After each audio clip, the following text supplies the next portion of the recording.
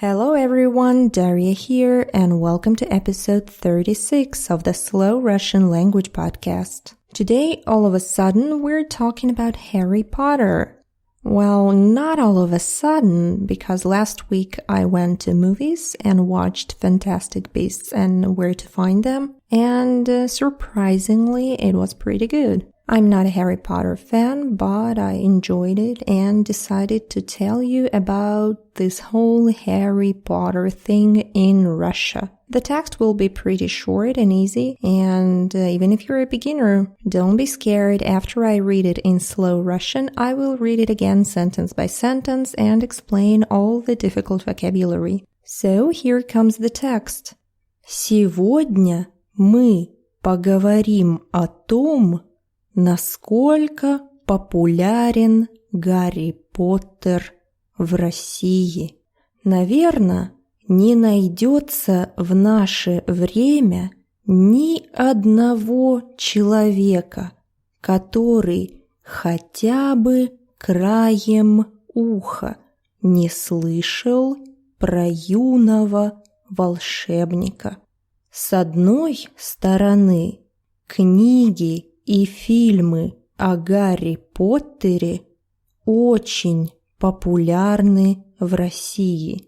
Речь идёт не только о рекордных кассовых сборах, но и о многочисленных пародиях. Например, книги о Тане Гроттер или сцены в комедийных шоу на телевидении. С другой стороны, в России и фильмы, и книги вызвали негативную реакцию. Так, православные активисты выступили с протестом. Они считают, что не следует изображать ведьм и волшебников как положительных героев. And that was it for this short text. Now let's try to translate it. The first sentence. Сегодня мы поговорим о том, насколько популярен Гарри Поттер в России. Today we're going to talk about how popular Harry Potter is in Russia. If you've been listening to this podcast for a long period of time, you noticed that I use this word популярный a lot, almost in every episode. And of course it means popular. How popular Harry Potter is. Насколько Гарри Поттер популярен. And of course it doesn't mean popular like some celebrity or something. It means how many people buy the books, how many people go to the cinema. Are there any special events dedicated to Harry Potter? This stuff means how popular Harry Potter is. And of course, it's so far from what's going on in Britain and in the States. We don't have amusement parks about Harry Potter. We don't have those candies from the movie. And I think even cosplays are pretty rare events now. Okay, the next sentence. Наверно, не найдётся в наше время ни одного человека, который хотя бы краем уха не слышал про юного волшебника. Probably nowadays you won't find even a single person who didn't hear at least something about the young wizard. And what interesting here? В наше время. В наше время means in our times, nowadays, today. В наше время. The word хотя бы means at least. For example, listen to the Russian language at least 10 minutes per day. Слушайте русский язык хотя бы 10 минут в день. So this хотя бы 10 минут means that, of course, it's much better to listen for an hour or maybe even more, maybe 2 hours. It's just perfect. But at least 10 minutes, at least something. Хотя бы 10 минут. Or maybe the situation when someone tried something and then failed. So you can say, at least he tried. Even if it didn't work, at least he tried. Он хотя бы попробовал. At least he tried, he attempted. Хотя бы попробовал. Also in this sentence there is an interesting expression. It's an idiom. Краем уха. The word край means the edge of something. For example, край стола, the edge of the table. Or край земли, the edge of the earth, but it's again an idiom, meaning far, far away. And when you hear the expression услышать краем уха, literally it means to hear with the edge of your ear. So kind of, you didn't hear everything, just something you heard.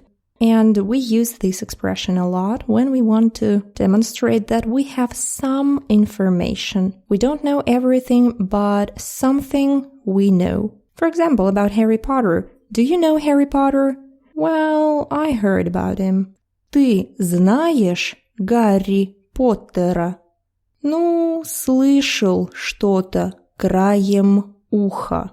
It means that that person didn't read the books probably, but maybe he or she saw the posters or maybe watched the trailers. So they know that such thing as Harry Potter culture exists, but they don't know the details.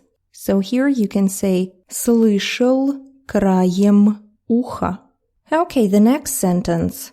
С одной стороны, книги и фильмы о Гарри Поттере очень популярны в России.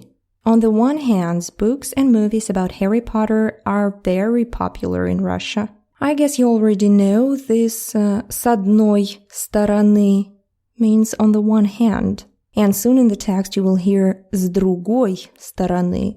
С одной стороны и с другой стороны. On the one hand and on the other hand. For example, on the one hand, I want to learn Russian, but on the other hand, I'm too lazy for that. С одной стороны, я хочу выучить русский язык, но с другой стороны, мне лень. Okay, the next sentence. Речь идёт не только о рекордных кассовых сборах, но и о многочисленных пародиях. It's not just about the box office records, but also about the numerous parodies. Interesting expression, речь идёт. It means about.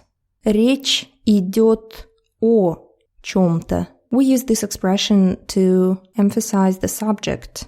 And it's translated as it's about something. Речь идёт о чём-то. The noun речь has several meanings. It can be the ability to speak, or it can be just speech. For example, a president's speech. Речь президента. And this expression речь идёт means that we're talking about something and then you name what you're talking about. Like here, речь идёт не только о рекордных кассовых сборах. So we're talking not about the box office records, but also about numerous parodies. Многочисленные пародии. Например, книги о Тане Гроттер или сцены в комедийных шоу на телевидении. For example, the books about Tane Grottер or the scenes in the comedy shows on television. Tane Grottер is a parody, and I believe that Joan Rowling even tried to sue the author, but since those books are still in the bookstores, means that she failed. So Tane Гроттер is a parody about Harry Potter. And the second part of the sentence – сцены в комедийных шоу на телевидении. And this is just a parade of foreign words. Сцены, scenes, комедийных, comedy. Actually, we have the word комедия, comedy. And in the Russian language, we also made an adjective from that. Комедийный.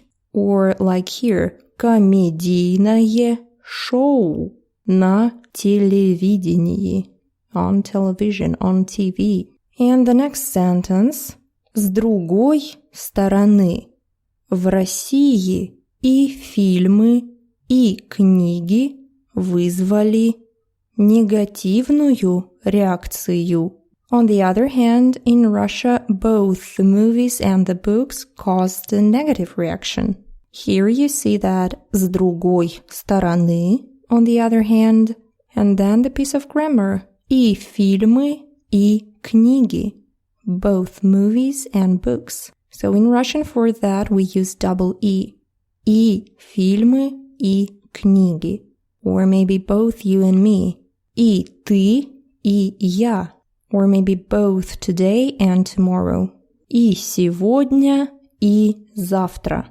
So in this sentence, we see that movies and books caused negative reaction in some people. And who that might be? Obviously those Orthodox activists. So the next sentence. Так православные активисты выступили с протестом. For example, the Orthodox activists protested. Why am I not surprised? We talked about those guys, about the Halloween episode, about the St. Valentine's episode, and we're talking about them today. They love to protest against everything. So here, why they protested here? Они считают, что не следует изображать ведьм и волшебников как положительных героев. They think that witches and wizards should not be portrayed as good characters.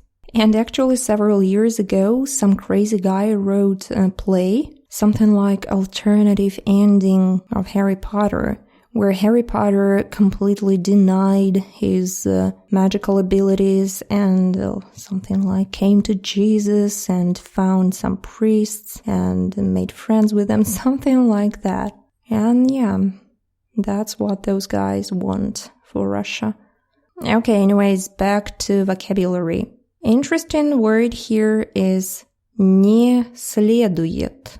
The verb следовать has many meanings. For example, to follow someone, следовать за кем-то. But here it means shouldn't.